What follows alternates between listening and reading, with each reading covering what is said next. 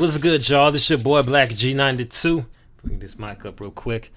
Now, this evening, I'm going to knock out this second half of my reaction to RingSide Advocates, Wrestling's Greatest Managers, done by Wrestle with Andy, the YouTube channel. So I'm going to knock this on out in about 3, 2, 1. See what other managers have in store in this little documentary. I might rewind a little bit.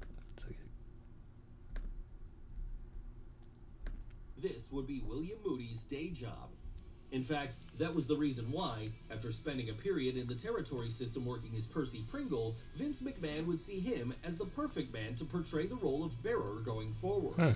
And this would be the best thing anything ever did for him as it happened, because, for the rest of his career, Paul Bearer would be his role, with him initially acting as the handler of sorts for the dead man, creating another duo that can stand amongst the greats of Heenan Bockwinkel and Heyman Lesnar. Okay. Come 1996, though, Paul would have decided he'd gotten as much out of The Undertaker as he could, and so would shock everyone when he decided to betray him, instead siding with Mankind for a time. After that, he would continue to be a thorn in the Phenom's side, even at one point bringing his long-lost brother Kane into WWF in one of the best storylines in the company's history. I have to look into that. And to make matters even more interesting, it would later be revealed that Bearer was in fact Kane's kayfabe father, something which made things more deeply personal when, in 1998, he switched sides again, dropping the Big Red Machine so as to once again reunite with The Undertaker. Wow. Talk about switch up. Truly slimy heel fashion, Paul Bearer went with whoever suited him best at that particular time. What a slime ball. Even saw him briefly reunite with Kane in 2000, and then with Undertaker again in 2003. Goddamn. After this, though, he would be written off of WWE TV when he appeared to have been buried in cement at the June 27th, 2004 Great American Bash pay-per-view. And the reason for this, as it happened, was that, with growing health issues, he just couldn't keep up the brutal road schedule anymore. Gotcha. Sure, he would make the odd cameo appearance in the years that followed, but as for a full-time role, this would mark the end of Bearer's career, with his death in 2013 putting the final stopper on any hopes that he might be able to return in the future. Rest in peace. But we don't want you to think that all the great managers have had sad endings or untimely deaths, as many are alive and well to this day, including our next subject, Jim Cornette. Shit. Can't wait to skip this commercial. Jim Cornette.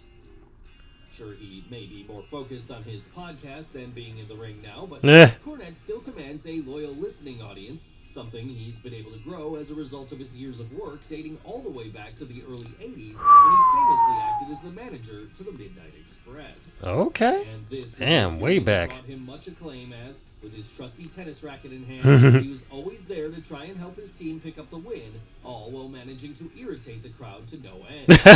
Luckily then, he would usually get his comeuppance for this when the baby faces of the night got to lay their hands on him, and no more willing baby faces were there for this position than the Rock and Roll Express, the Midnight Express's chief rivals during this period. Hell, this feud would last for all of Cornette's time with Mid-South Wrestling, in fact, up until the point that, in 1984, he and his team would jump to World Class Championship Wrestling and then Jim Crockett Promotions as they brought their act to an all-new audience. Okay. And while in the latter promotion, the trio would become so hated that they often had to get a police escort to the ring for fear that a rogue fan might try to attack them. Damn. Yes, it got real. Defeat that's unimaginable nowadays, and Jim reveled every second of it as it played right into his more traditional views of wrestling. And keeping up these traditions then, Corny would also branch out by forming his own promotion, Smoky Mountain Wrestling, around this time. All while he simultaneously started managing a new team, the Heavenly Bodies, two men who would later follow him over to WWF when he joined there in 1993. But they weren't the only people he'd have an interest in while in Vince McMahon's company, as he'd also formed Camp Cornette at this point, a stable of heels made up of Yokozuna, Vader, Owen Hart, the British Bulldog, and Mantar. At least 4 or 5 of them were good. After that run was over, though, Jim would move away from management and into more of a booker role for the likes of Ohio Valley Wrestling and Ring of Honor, mostly leaving his days in the ring behind from there and letting others take over. And he wasn't the only amongst his peers who decided to move away from an on-screen role by then, as another of the greatest managers would have largely left wrestling behind altogether, and that was the Mouth of the South himself, Jimmy Hart. Mouth of the Yes, South. when he was at his peak, Jimmy Hart was one of the best heels in the business, obnoxious in a way that even the likes of Jim Cornette would have loved to have been, as he often screamed into his trademark megaphone during his team's matches, keeping them up and drawing the ire of everyone else in attendance. And as a proud Southern boy who grew up in and around the Memphis territory, Okay. he got to be there for some of the most iconic moments of that territory's history, with one of the biggest of these being the time he got to have a match with the legendary comic Andy Kaufman. But that was really an anomaly, as for the most part he'd stick to letting others do the in-ring work for him, as during this period he would come to form the first family of wrestling, a stable that included the likes of Hulk Hogan, Randy Savage, Rick Rude, and King Kong Bundy. Any allegiances he had with Hogan and his babyface friends would be dissolved once he joined WWF in 1985, however, as there he would gain a new set of clients that included Greg the Hammer Valentine, the Hart Foundation, and the Honky Tonk Man. Honky Tonk Man. Allowed the Mouth of the South to incorporate his real-life music skills, as he would go on to write the Elvis impersonating Heels theme song.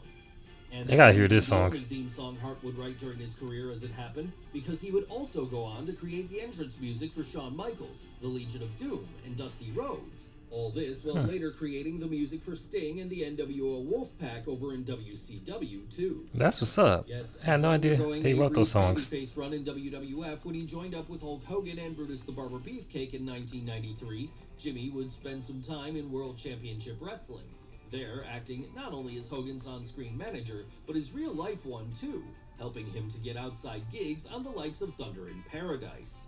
And his friendship with the Hulkster has continued on to this day as it happened, the same of which can't be said for one of the American Hero's chief rivals during his WWF run, Sensational Sherry. Sure, they may have never actually fought each other, but as one of the most prominent heel managers of her era, Sherry would often find herself on the opposite side of the equation from Hogan.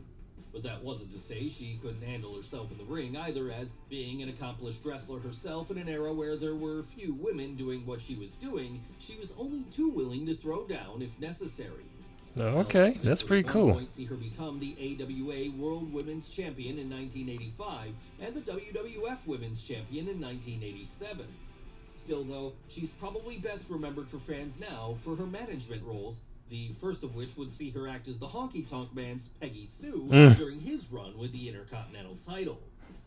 And after that was finished, she would get an even more memorable role when she aligned herself with Randy Savage, managing to do what no one else would have thought possible by acting as a more suitable replacement for Miss Elizabeth and helping the Macho Man to get over as a killer heel post-world title run. Oh, okay. But when Savage turned babyface again at WrestleMania 7 and realigned himself with his wife, Sherry was forced to find someone new instead.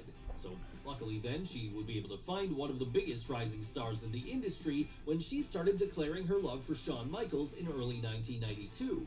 From there, beginning a partnership with him that would see the youngster reach another level of success altogether. Following this, she would manage Tatanka for a brief period, all before leaving WWF and going over to WCW, where she would align herself with Ric Flair, and then later, Harlem Heat.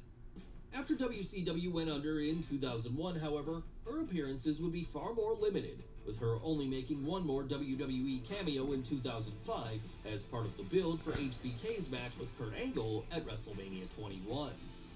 A year after that, and she, like so many others on this list, would be inducted into the WWE Hall of Fame. Salute to her. In fact, at this point, the only ones on this list who aren't Hall of Famers are Paul Heyman and Miss Elizabeth and Jim Cornette. Something we're sure will be rectified before long because, as managers, they each represent the best of the best, figures who could command the camera without ever stealing the spotlight away from their clients and who, with all their great work over the years, showed just what it meant to be a great wrestling manager. Well guys, what did you think? Oh, that was it. Let us know in the comments below. Don't forget to smash the like button, subscribe to the channel, as well as follow Wrestle with Andy on Instagram and Twitter.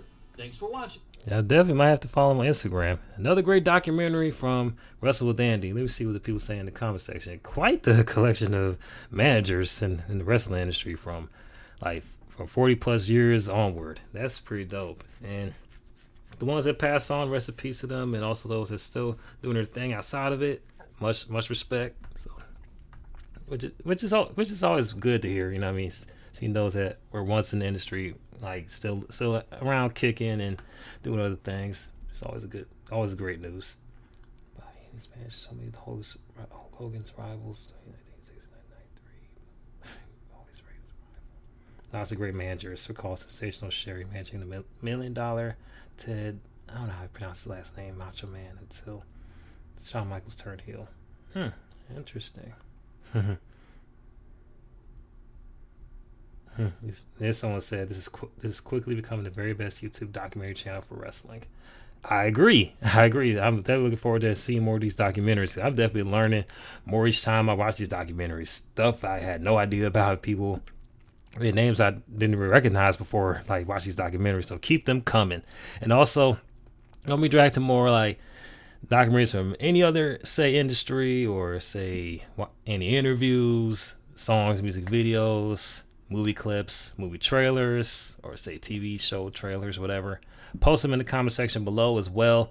Be sure to follow me on my social media accounts. We post in the description box so you can stay tuned. I have a story and my thoughts on everything. Also, hit that like button, hit that notification button, hit that subscribe button. And if you're able to, hit that donation link to my Cashapp. We post in the description box below. It's your boy Blak G92. About to sign off. Holla at your boy. Peace.